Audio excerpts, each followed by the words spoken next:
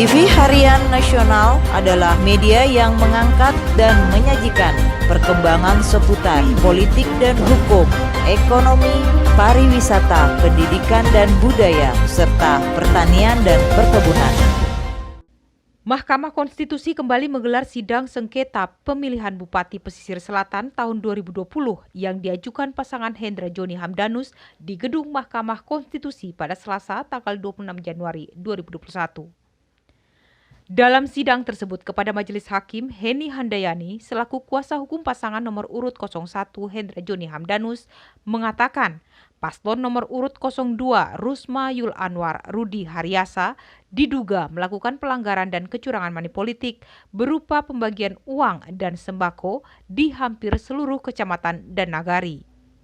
Hal ini dibuktikan dengan adanya sejumlah foto, video, dan kesaksian para saksi, di mana tindakan tersebut dapat dijerat sanksi pidana dan juga sanksi administratif yang berupa diskualifikasi sesuai ketentuan dalam Undang-Undang Nomor 10 Tahun 2016 dan Undang-Undang Nomor 7 Tahun 2017 tentang Pemilihan Umum.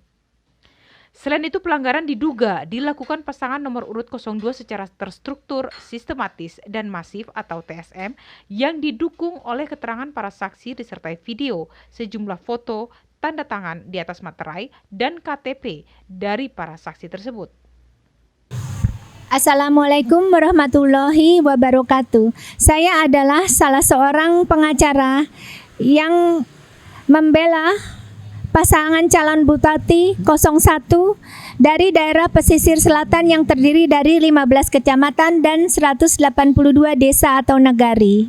Adalah Bapak Hendra Joni SHMH dan Bapak Hamdanus Sfil MSH. Mohon agar Yang Mulia Hakim MK dapat memutus yang seadil-adilnya atas dugaan pelanggaran yang dilakukan pasangan calon Bupati 02 Dr. Andes Rusma Anwar MPD alias Dr. Andes Rusma Yul Anwar MPD dan APT Rudi Haryansa SSI. Dugaan pelanggaran yang dilakukan adalah manipolitik dengan membagikan sembako. Ada saksi dan pernyataan tertulis dari seluruh warga yang mendapatinya. Itu di hampir seluruh kecamatan dan juga di seluruh nagari. Sanksi administratif yang berlaku untuk pasangan calon Bupati 02 sesuai dengan Undang-Undang Politik Nomor 10 Tahun 2016 dan juga Undang-Undang Nomor 7 Tahun 2017 tentang Pemilihan Umum.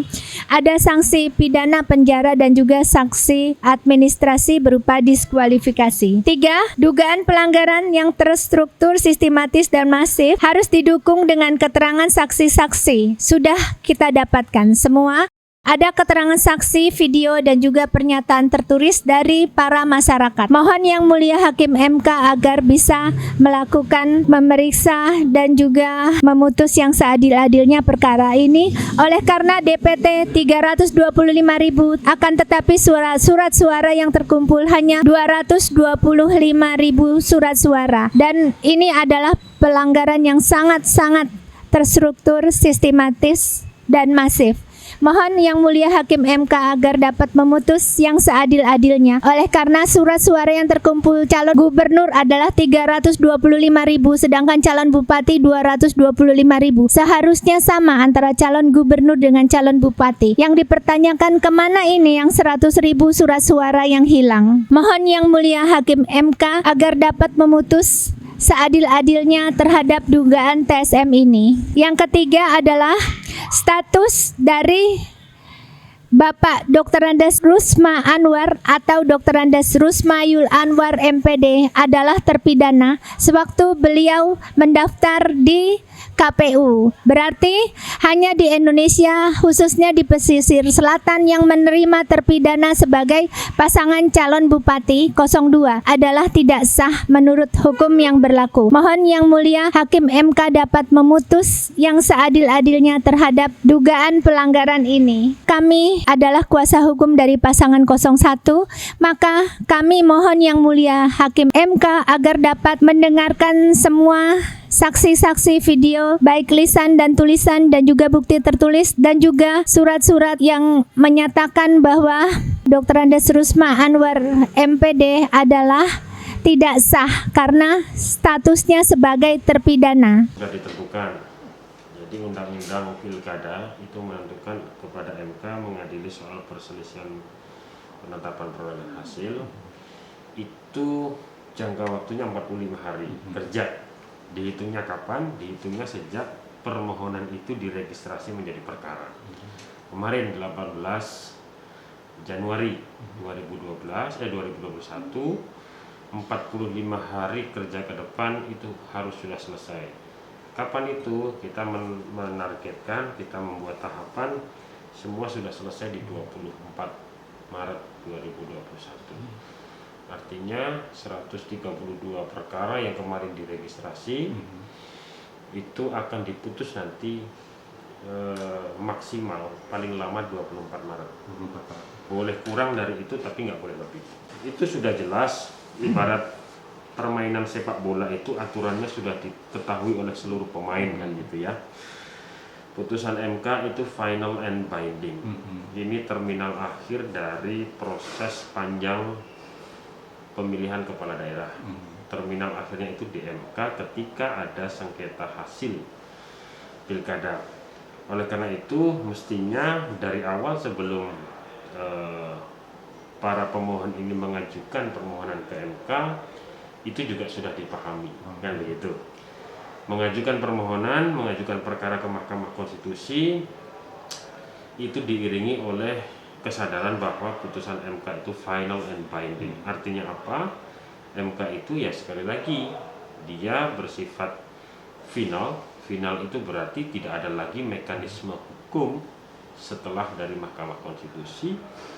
Mengikat berarti dia bersifat mengikat untuk seluruh para pihak yang ada dalam perkara itu. Nah inilah sebetulnya menjadi batu uji bagaimana kita lebih dewasa dalam berdemokrasi, dalam berhukum kan gitu ya. Jadi politik itu ada koridornya itu adalah hukum. Nah hukum dalam konteks ini sengketa hasil pilkada diselesaikan oleh Mahkamah Konstitusi. Sehingga apapun putusannya ya mau tidak mau, suka tidak suka, itulah yang harus ditaati, dihormati dan dilaksanakan. Jadi inilah ujian kita berdemokrasi. Ketika mengajukan perkara ke Mahkamah Konstitusi itu harus dilandasi kesadaran. Kan ada di situ di dalam permohonannya kan? Dikatakan di situ oleh pemohon. Apabila majelis hakim berpendapat lain, mohon putusan seadil-adilnya. Ex aequo et bono kan gitu ya. Itu artinya sebuah proses penyerahan kepercayaan kepada Mahkamah Konstitusi sekaligus kepasrahan untuk menerima apapun yang diputuskan oleh Mahkamah Konstitusi kan begitu. Jadi jangan kemudian mengajukan perkara ke MK lalu tidak menerima putusannya ketika itu tidak menguntungkan atau tidak sesuai dengan harapannya. Tentu itu bukan perilaku yang baik gitu kan. Mau masuk ke dalam pokok perkara ya, itu yang soal pokok perkara. Jadi nanti itu otoritasnya majelis hakim gitu kan. Kalau soal apakah boleh MK menguji soal itu atau tidak, itu nanti kita saksikan bersama-sama di persidangan. Tapi yang ingin saya sampaikan itu begini, jadi sidang MK itu terbuka, semua orang bisa melihat, semua pihak bisa mengikuti kan begitu. Semua bukti sepanjang digariskan dalam koridor majelis hakim bisa dihadirkan gitu kan.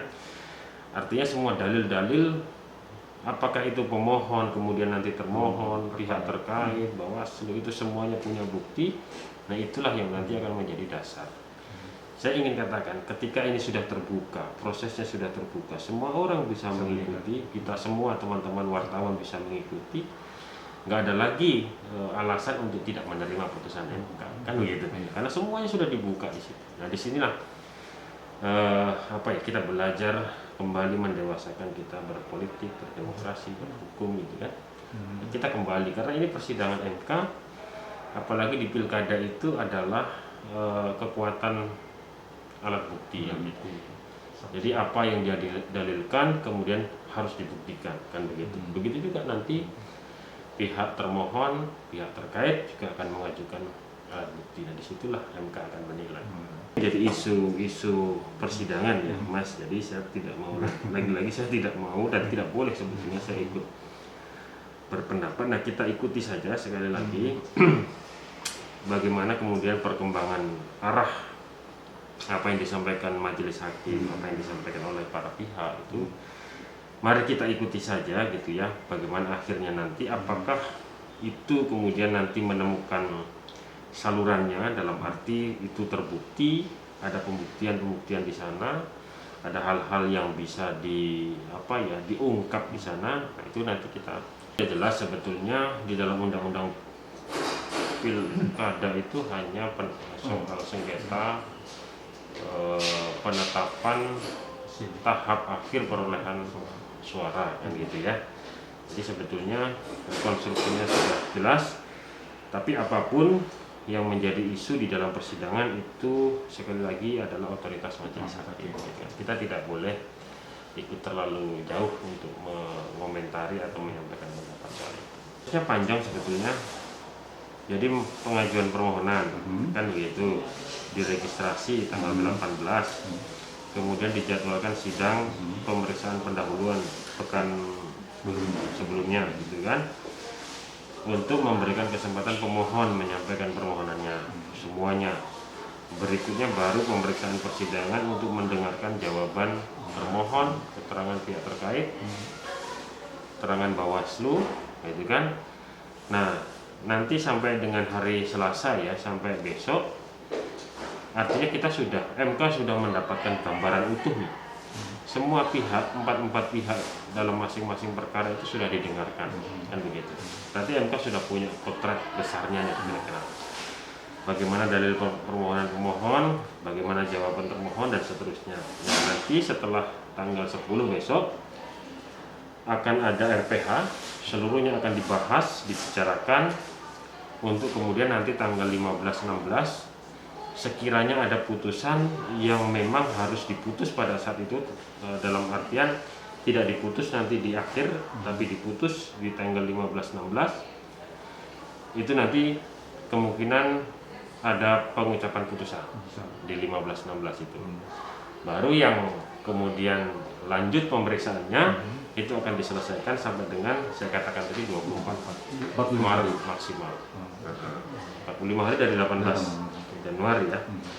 Jadi tanggal 15-16 kita akan pengucapan putusan di tahapan PMK tahapan itu kita sudah sampaikan. Baru nah di situ akan ketahuan mana perkara-perkara yang putus di tanggal 15-16, mana perkara-perkara yang akan lanjut.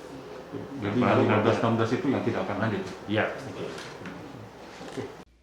Heni menyebut kejanggalan juga terjadi dengan jumlah surat suara yang terkumpul hanya 225.000 surat suara dari yang seharusnya 325.000 surat suara, sehingga hampir 100.000 surat suara tidak terkumpul, sedangkan surat suara yang terkumpul dari pemilihan gubernur adalah 325.000 surat suara. Pasangan nomor urut 01 Hendra Joni Hamdanus juga mempertanyakan status terpidana yang sudah disandang oleh Rusmayul Anwar terkait masalah perusakan hutan mangrove saat diloloskan maju sebagai calon bupati nomor urut 02. Pasangan nomor urut 01 Hendra Joni Hamdanus meminta Majelis Hakim Mahkamah Konstitusi dapat memutuskan yang seadil-adilnya terhadap paslon 02 dari pesisir selatan yang diduga tidak sah akibat status terpidana yang disandang Rusmayul Anwar. Pihak paslon 01 juga mengharapkan Majelis Hakim Mahkamah Konstitusi mempertimbangkan sejumlah bukti dan saksi yang diserahkan pasangan nomor urut 01 agar dapat memutuskan dengan seadil-adilnya. Dari Jakarta, Tim Liputan melaporkan.